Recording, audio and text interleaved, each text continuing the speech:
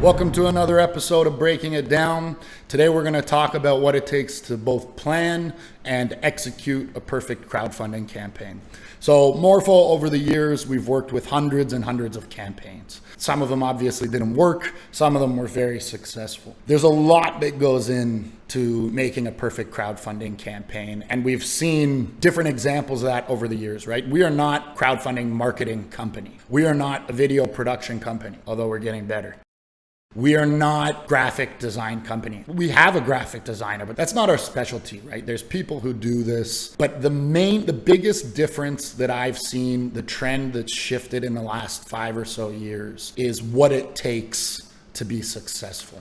So I've got a list of talking points that will cover, the things that I think are really important to being successful in crowdfunding and maybe some of the no-nos you want to avoid. First question, how do I set my campaign up for success from the very beginning? So like I said, the biggest difference is the preparation required to launch a campaign. Back in the heyday at the very beginning, you could get on your iPhone, whatever it was at the time, probably 5, film yourself doing a 2-minute selfie video saying, I've got this brand, and if it was a cool enough idea, it would hit. Kickstarter was driving organic traffic. Crowdfunding was brand new. People were all over it. People wanted to be involved, right? It was like how blockchain is today. People were so excited about this new thing that people were backing almost everything, right? They weren't thinking, do these companies have the competencies required to actually deliver on their promises? They weren't really thinking at all, right? It was just exciting. I'm being involved, crowdfunding, I'm an early adopter, let's go, right? So people were doing these ridiculous videos, maybe not ridiculous. At the time, they obviously were working. But right now, you cannot launch a crowdfunding campaign like that and get organic traffic and blow up. It just doesn't happen, right? Maybe if you invent the wheel, maybe if you invent something that is huge, right? Then maybe organically it can snowball. But for the most part, launching a 6+ figure campaign on a crowdfunding platform requires a team, requires preparation, requires building the appropriate and mandatory assets required to really start to build a campaign and to build a company, right? Back in the day, it was more like, I need this money to start the company. Now it's more like these companies have started to take advantage of Kickstarter or Indiegogo. They've put together a team. They've already incorporated. They already have a designer. They already have a marketing agency that they're using, right? A lot of those check boxes are ticked prior to launching now, whereas in the past they weren't. So number one, how do I set my campaign up for success? Be prepared, build a team. Now, some of the points on how to do that following. Second one, choosing a manufacturing partner. So the main thing that you want, right, doesn't matter what you're building. If you're building some IoT tech, you're building a spatula, or you're building a hoodie with 49 pockets, doesn't matter. The most important thing in your manufacturing partner isn't price, right? Most people think it's price. It's not price. Price can be worked on, right? If your quality is worth it, if your product is innovative enough, if your design is aesthetically pleasing enough, you can get around price. You can charge more. What you can't get around is sloppy quality. So that needs to be the number one priority when you're picking your partner. Now, how do you know that in advance?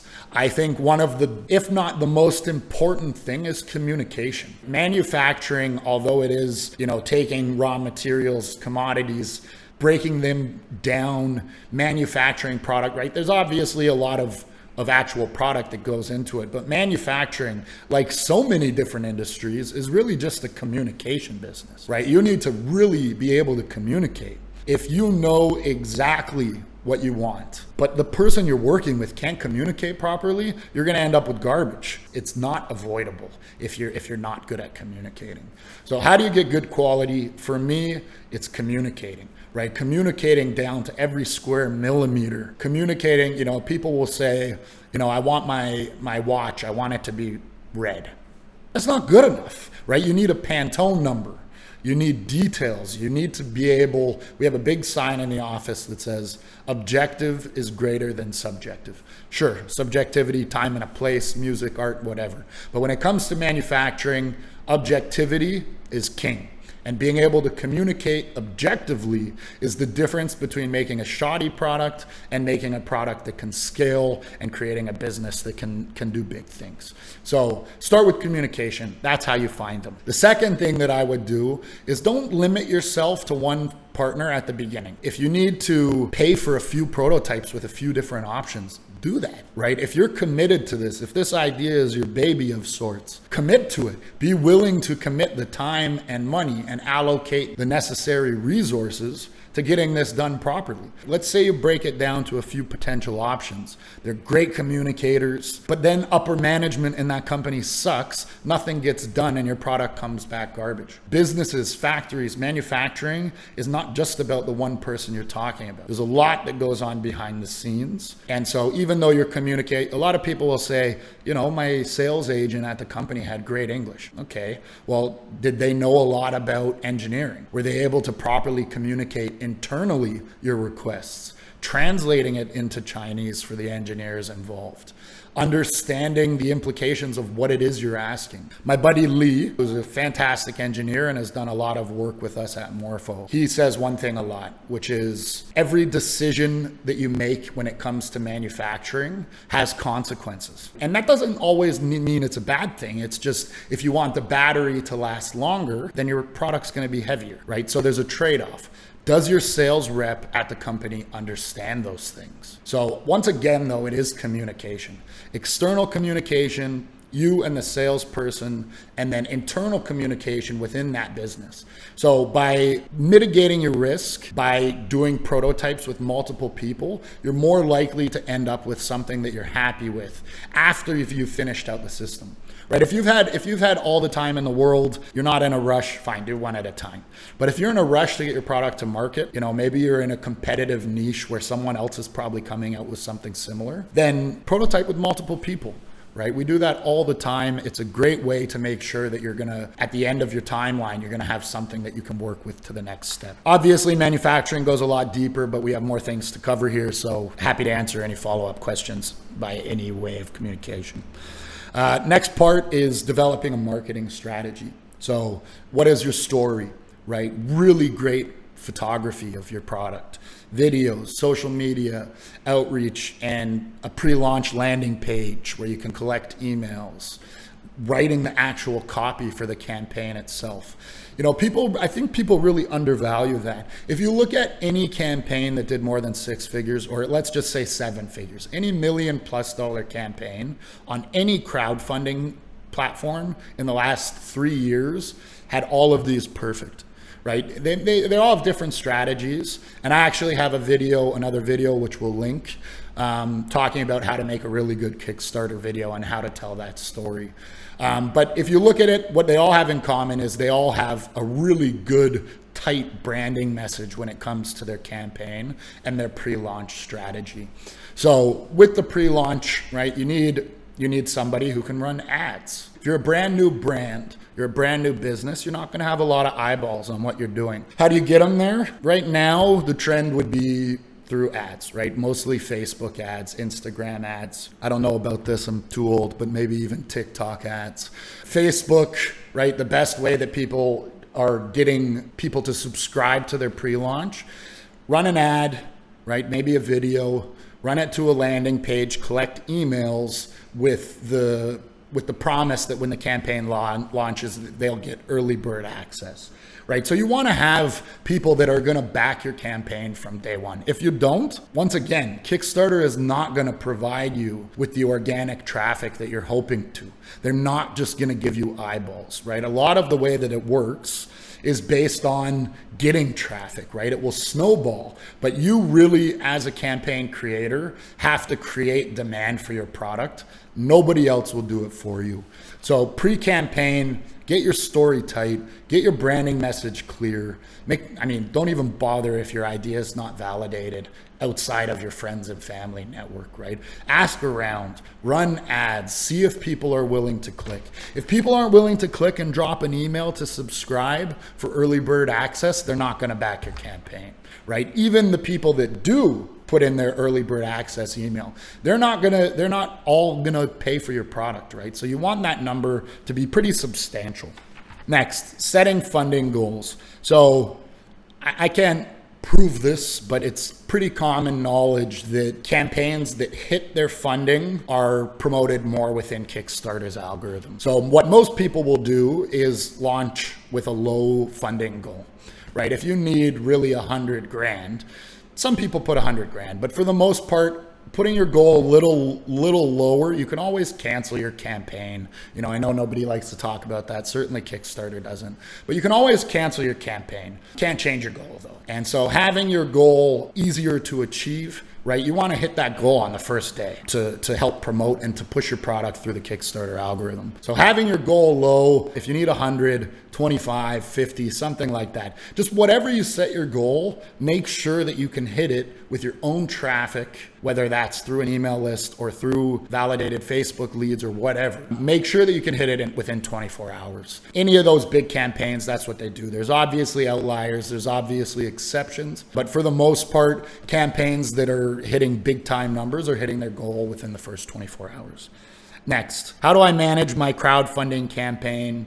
Making project updates and answering questions. The answer to that one is easy. Do it, and do it carefully. I think it's almost common knowledge now, it's accepted that crowdfunding campaigns will have hiccups, right? That there will be delays with prototypes. Obviously, that's something that, you know, we vow to work under commit, over deliver, help our customers make sure that they're delivering early on their promises to their customers. But within the crowdfunding community, people aren't going to go crazy if you're a little late, as long as you tell them, right? Crowdfunding has become a very open and accepting community. You just got to be transparent. You got to tell people about the hiccups.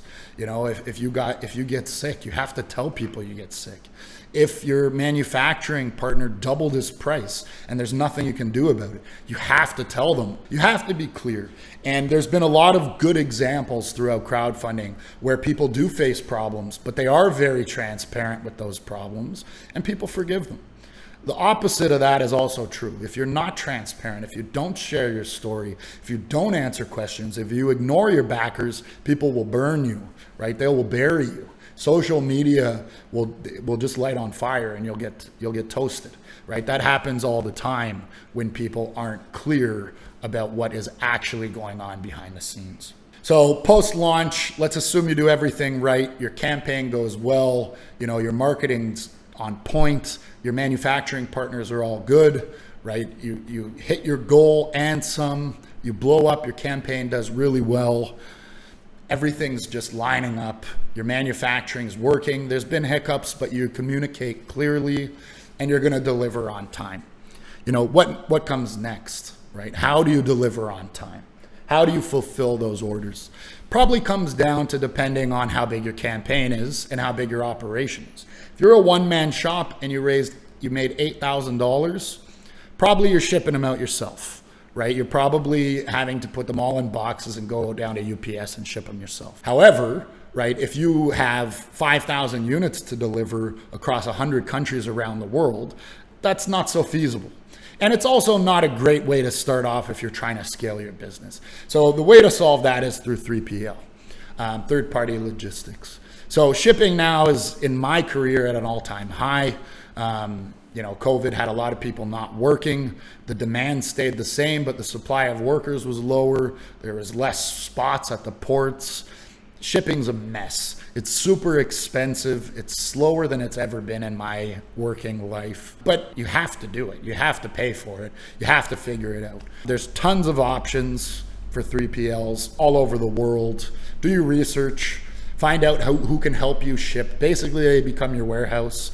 They can help you manage inventory, right? There's lots of different business models. There's lots of different plugins to your back end, to your e-commerce, to your Shopify. And then you just figure it out with a 3PL, find someone that can, you know, give you good service.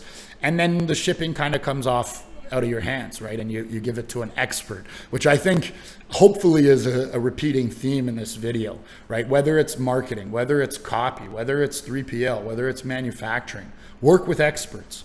unless you're an expert in one of those fields. If you are a great designer, certainly design your own product. If you live in Vietnam and you're making clothes that are manufactured in Vietnam, sure, manage your own supply chain, right? Figure those things out yourself. But for things where you fall short, where you would, have weakness, hire experts, right?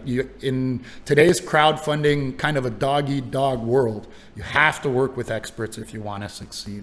Next question is, what do? You thank your backers. You have a great 3PL, everything gets shipped. Some stuff gets stuck at customs. What are you going to do? Nothing, right? You ship another one. There's going to be some returns, right? Maybe, if you have a great manufacturing partner, you have, only 1% of your product gets returned from your campaign. Maybe it's 10, right? You have to figure out how to solve those problems, and hopefully you have stuff in place in advance with your manufacturing partners to deal with that. Then what do you do? And this is obviously a question for another day, but I think prior to launching your campaign, you should have a plan for what is your business plan post-campaign. Are you trying to create a real business? Do you have a 9-to-5? This is a gig, a hobby. Are you trying to scale a real business, right? Are you trying to attract investors through doing a huge campaign, right? What are your goals? And as you create those goals, hopefully that will help you prepare for your campaign, and then only through all that preparation and hard work will you be able to execute and deliver on a super successful campaign. Anyways, I hope that was very helpful. Always happy to answer more questions. If you like what you saw, please subscribe, and we'll check you next time. Peace.